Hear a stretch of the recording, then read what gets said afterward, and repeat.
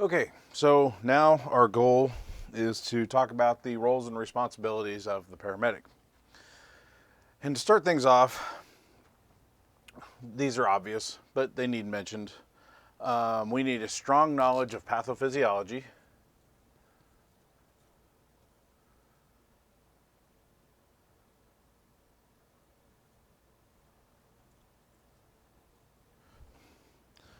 current medical technology,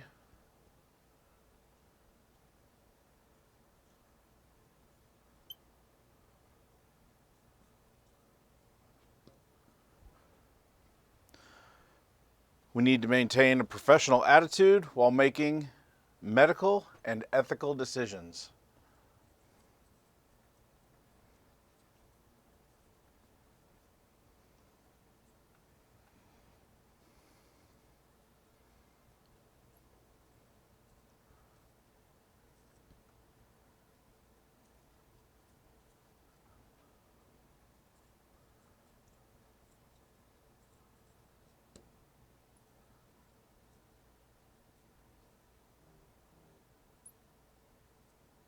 Spelled that a little incorrectly, but that's okay. So, a positive attitude while making medical and ethical decisions. So, it means different things to different people. It falls into being an advocate for your patient and doing what is right for them.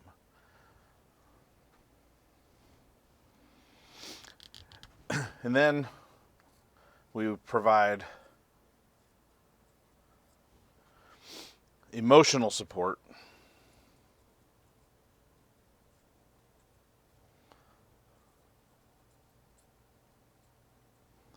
not only to our patients,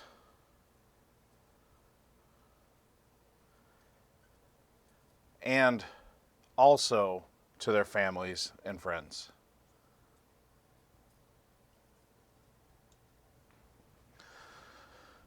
So we're not only there as medical technicians, as medical professionals to provide emergency medical care and to help mitigate the emergency that is happening for this family or this person, but we are also there to provide some emotional support to those patients and families. And if we're not able to provide that support, we need to find somebody who can, whether it be clergy, whether it be a counselor or something like that. We have resources to call in, and we need to know what those resources are within our area and what access we have to them and what channels we need to go through to get the patients to what they need.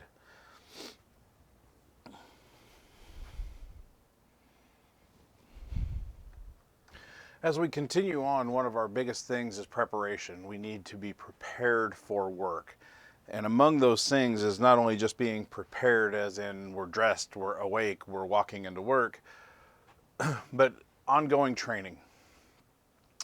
And in this aspect, we're looking at aerobics and exercises. Aerobics for all three of these things are kind of interconnected. Aerobics, exercises, and stretching. It's embarrassing to go on a call and have the patient look at you and say, I don't know who's in worse shape, me or you, and to ask if I'm okay because of how I am responding to the exertion I've had to put forth. And it's happened to me before. Aerobic exercise gets our heart and lungs in shape, gets our cardiovascular in shape, makes us our endurance better. Exercises, of course, make us stronger. Weightlifting, training, stuff like that, running, all builds up that cardiovascular strength, your endurance, builds up your physical strength. You're able to lift and move things as you should and as you need.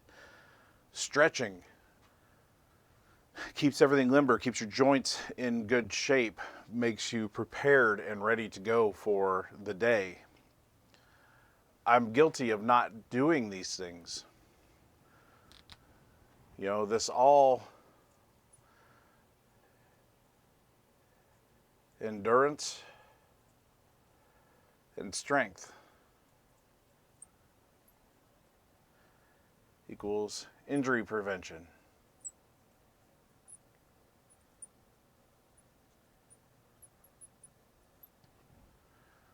It's injury prevention. It's physical well-being. These are things we should be doing every day, and many of us don't, or not to the extent we should be doing. The biomechanics of lifting, proper lifting, feet shoulder width apart, bend at the knees, not at the hips, lift with your legs, not your back. Injury prevention.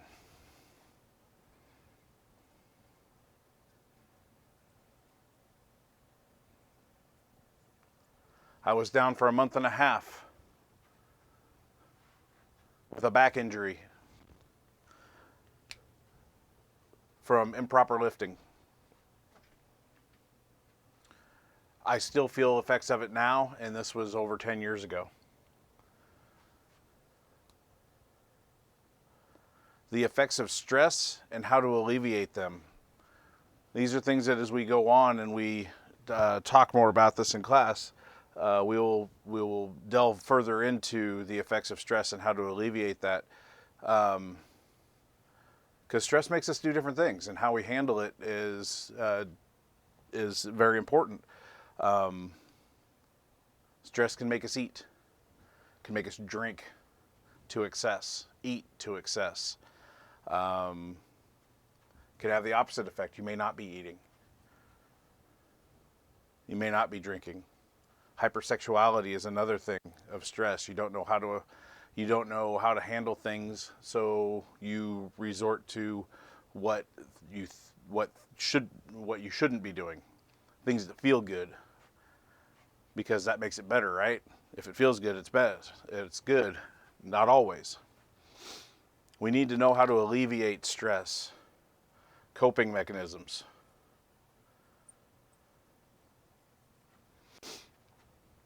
Talking, hobbies.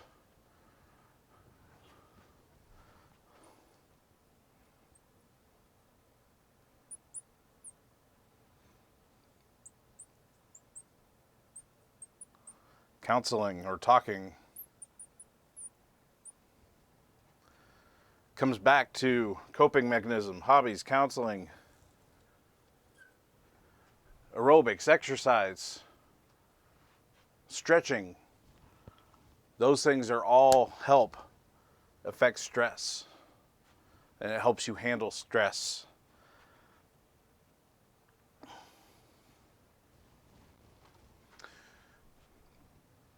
Along with that, we need to inspect and maintain not only our vehicle and our equipment, but our uniforms and ourselves. The first part with the aerobics and exercises and handling stress and biomechanics of lifting are ways to inspect and maintain ourselves. Our emergency vehicle and equipment, so our ambulance, our response vehicle, whether it be a chase car or whether it be our ambulance, we need to make sure that it is in good working order. We need to know that it's fueled, it has proper oil levels, windshield washer fluid is topped off,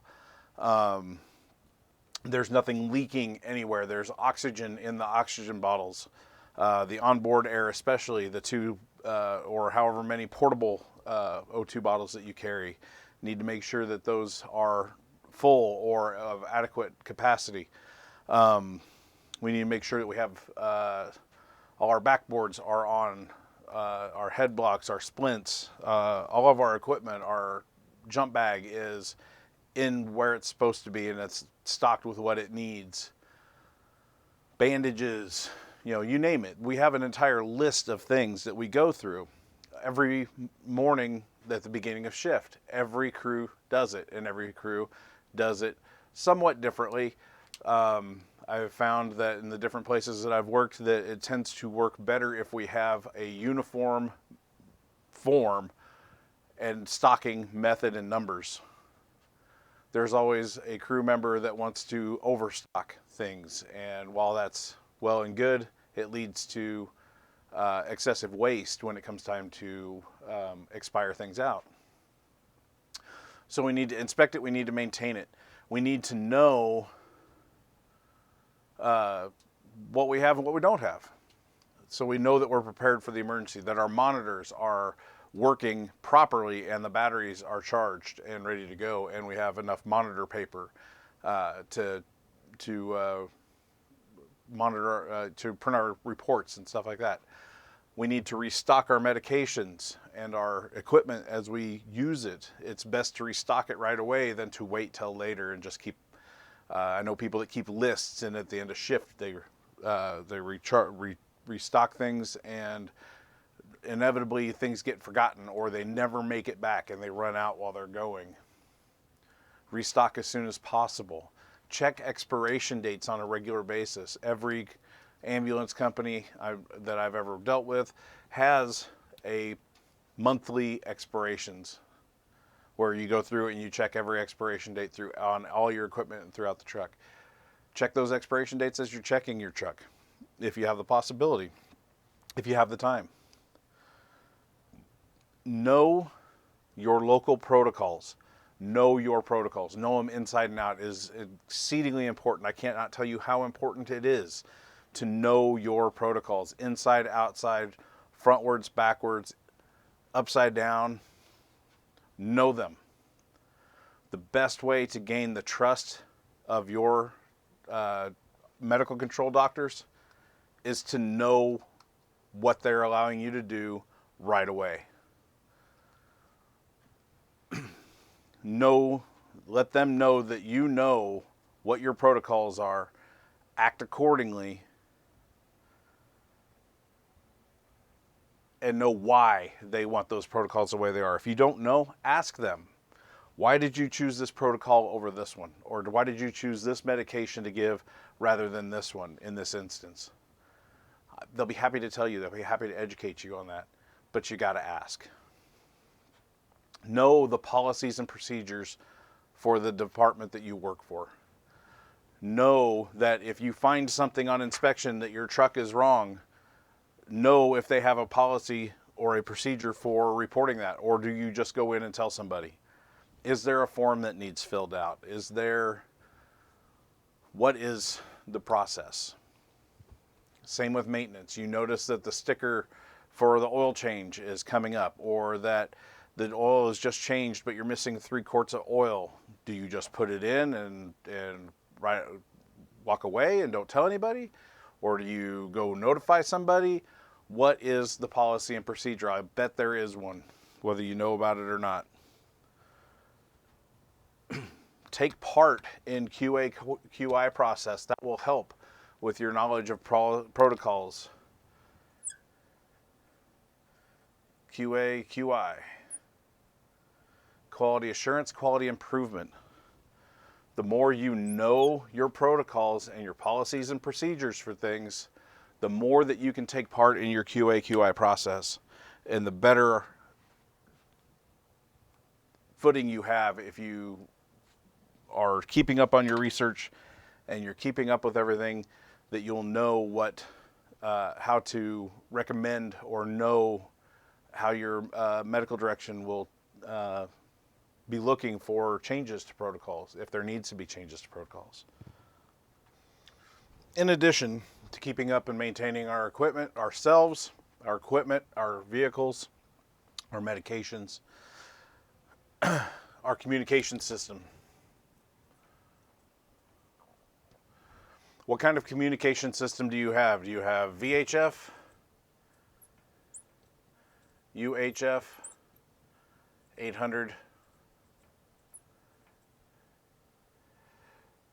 megahertz? Excuse me. What does your system run? You have vehicle mounted,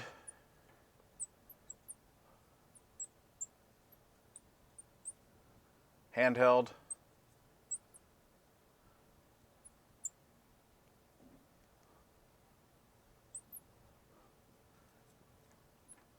base station. This would generally be your ambulance, on your person, or ambulance.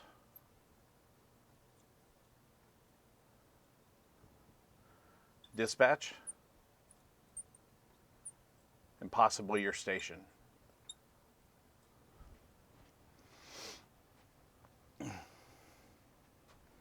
Cell phones.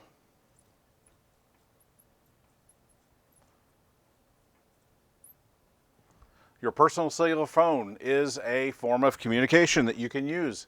It is at your disposal, whether you choose to use it or not. If any of these fail, you can fall back to your telephone. Of course, follow your policies and procedures within your agency, but this is a great backup.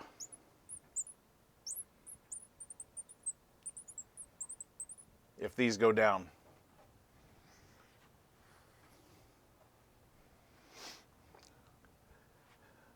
It is more or less secure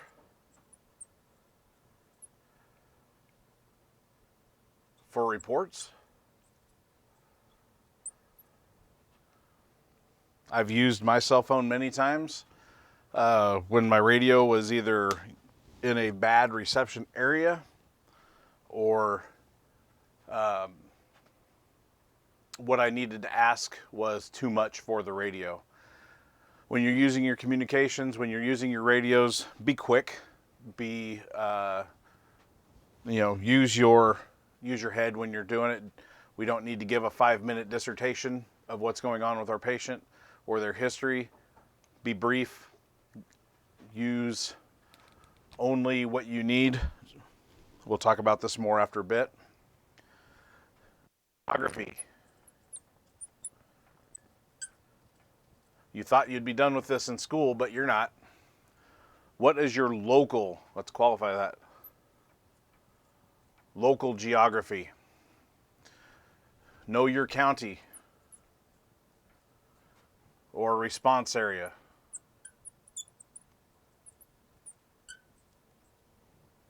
It is important to a fast response to know where you're going. Keep up with road construction.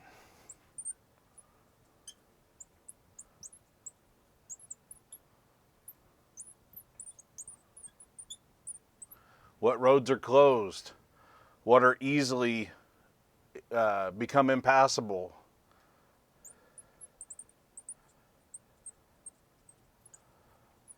With weather. We all have roads that become mud pits that we know our ambulances won't make it down. We all have roads that no matter what happens, if it's not perfectly sunny and warm out, they are impossible for anything other than a lifted four-wheel drive swamp buggy to get through.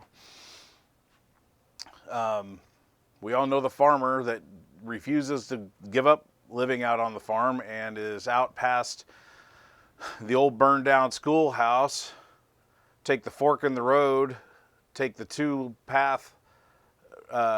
road through the cattle gate. Don't forget to close it when you go through. Drive back 2.5 miles, take a left at the tree that fell over by the old Peyton place that's been gone for 20 years. And we'll be back just over that rise. Know your geography. I'm not expecting you to know where the old Peyton place that burnt down 20 years ago is, but be familiar with your county mapping. Local maps.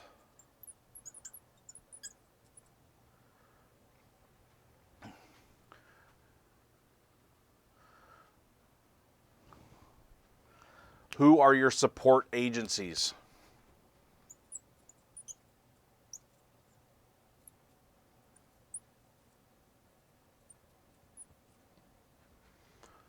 Who are your support agencies? Who can you call if you need help? You have local law enforcement, police, sheriff,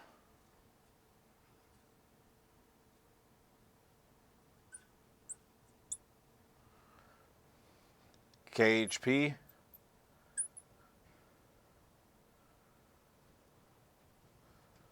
If they're in the area, they'll absolutely back you up. Neighboring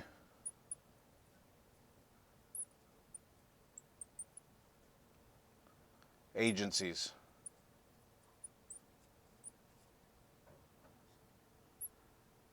EMS, fire, LEO. Of course, fire is in this. Don't mean to forget them. So your support agencies are your local law enforcement, police and sheriff, the state, KHP. If they hear something, they're usually pretty curious and want to come check it out.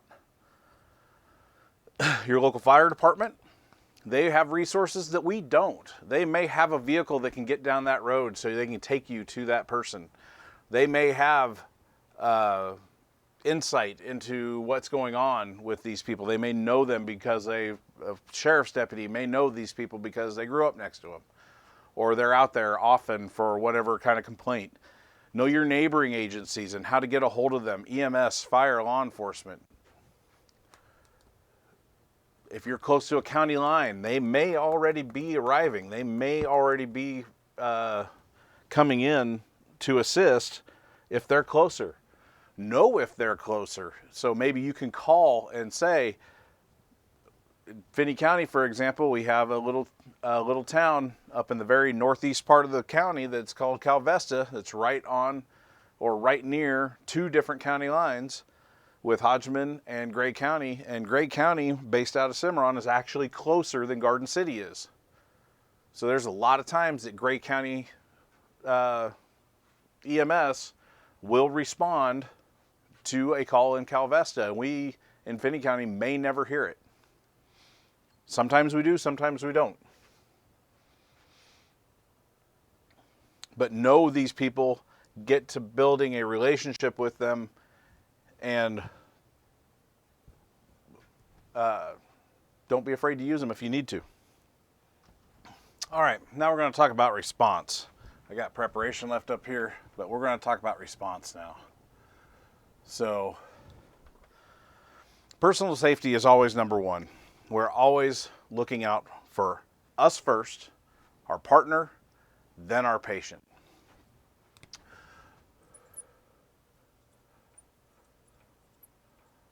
So, personal safety.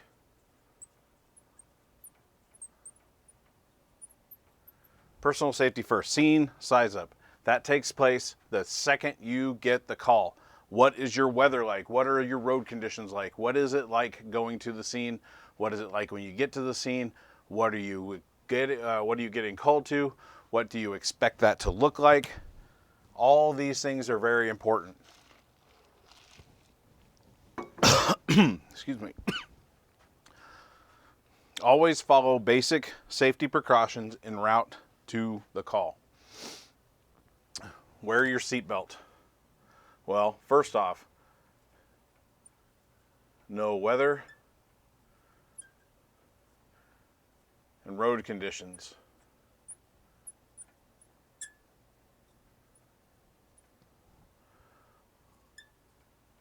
Wear seatbelt.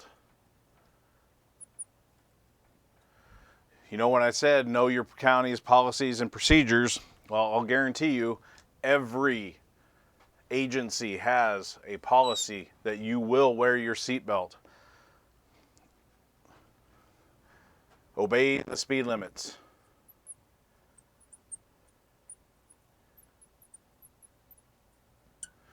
No, well, here, let's just drive with due regard. What does drive with due regard?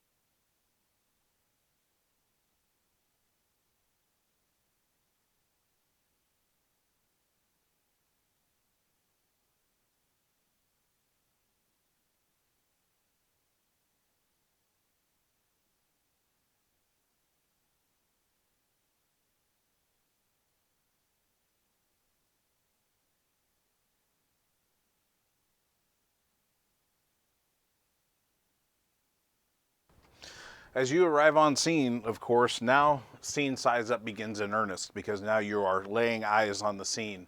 And your primary concern is the crew, the patient, then bystanders.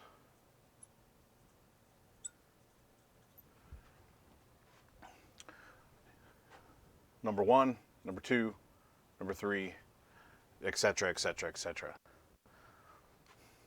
I need to be safe, and I need to make sure that my partner is safe so that we can provide the emergency care needed or called for.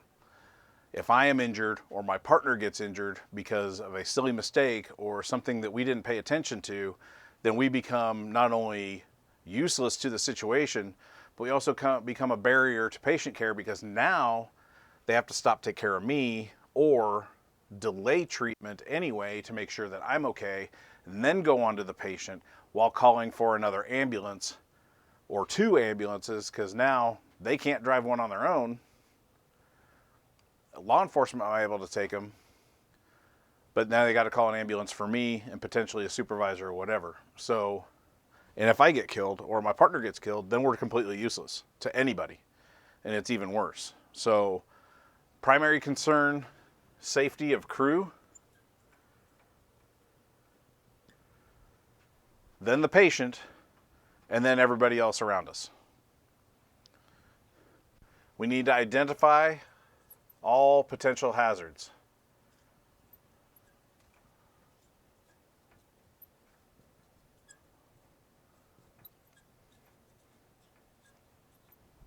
All potential hazards.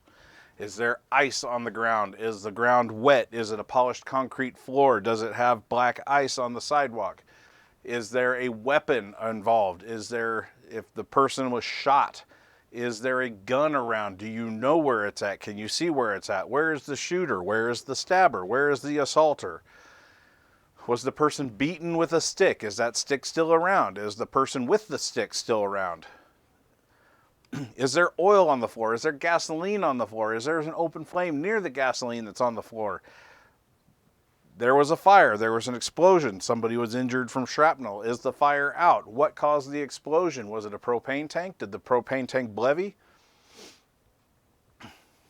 These are all things that should be going through our minds depending on the nature of the call. Is there a dog? One of the worst things ever and most common. Where is the dog? Is it an angry little Chihuahua ankle biter? Or is it the big protective German Shepherd? Is it a seemingly docile little poodle? Let me tell you, those little bastards can bite too. Protect yourself, identify the hazards, know where they're at as best as you can. Never enter an unsafe scene until hazards have been dealt with. Let me say that again. Never enter a scene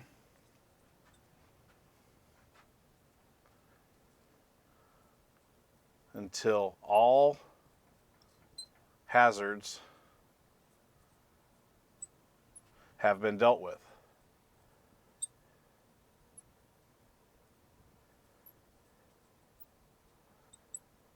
This is where law enforcement comes in. This is where fire comes in. This is where these guys come in. We have an innate nature to want to run in like fire, like PD, and take care of the situation because that's what we're trained to do. Is it always right and is it always prudent for us to do that? No. We have to remember our job. Our job is to take care of the medical needs, the immediate medical needs of the patient. If the scene is not safe, we run the risk of becoming an additional patient. If we are not trained and not due to respond to that type of hazard, we do not enter. If we do not have the equipment to enter a hazardous scene, We do not enter. We wait until those people or those patients have been brought to us, or the hazard has been mitigated to the point that it is safe for us to enter. It is not for us to decide when that has taken place. It is up for the mitigating agency, whether it be law enforcement, whether it be fire, whomever. It is up to them when we are allowed to enter an unsafe or hazardous scene. And always keep in mind, even though this has all been mitigated, all hazards have been dealt with, any scene has the potential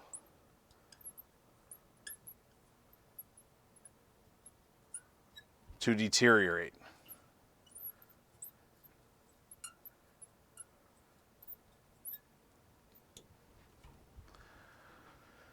Just because the hazard has been dealt with does not mean it cannot be hazardous again. It may not be that hazard, it may be something else. Always be cognizant and always be paying attention to your surroundings. It is very easy to get caught up in a moment, caught up in a patient, working a code, plugging holes, applying tourniquets, whatever the case may be. It's very easy to get wrapped up, focus on what's going on with your patient, and lose that third eye that's telling you what's going on behind you. And the scene becomes hazardous and you become trapped. It is potential.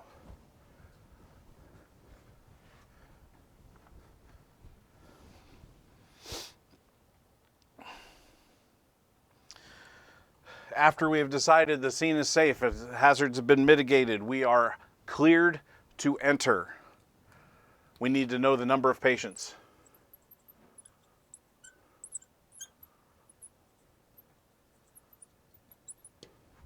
How many are there? 1, 2, how many? What happened?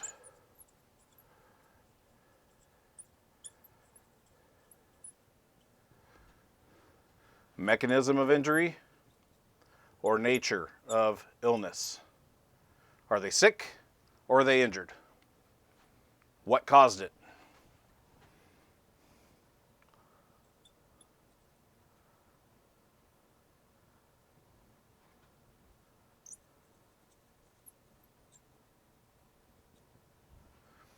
Are they nausea and vomiting because of CO? Are they dizzy and lightheaded due to a blow to the head following a car accident? Are they having a heart attack because of the excitement within a car accident? Or did they have a car accident because they're having a heart attack and they can no longer control the vehicle? These are the things we need to come up with. These are the things we need to know. And part of that is doing our scene size up, what's going on around us, asking our patient history. Again, much of this happens simultaneously. It's easy to list it out, but it looks like a ton of information that we're gathering, and it is, and we're gathering it all at once. So then we're going into our primary assessment. We've left scene size up. The last of scene size up is how many patients and why are we there? Are we there due to a trauma? Are we there due to an illness? Are we there? What happened? It's easy to categorize into nature of illness and mechanism of injury, but what does that really mean? What's that really asking? It's asking, why are we here? It's the first step in knowing what we need to do to help. So now we're in patient assessment. This is a primary responsibility of ours. We're going to do the primary.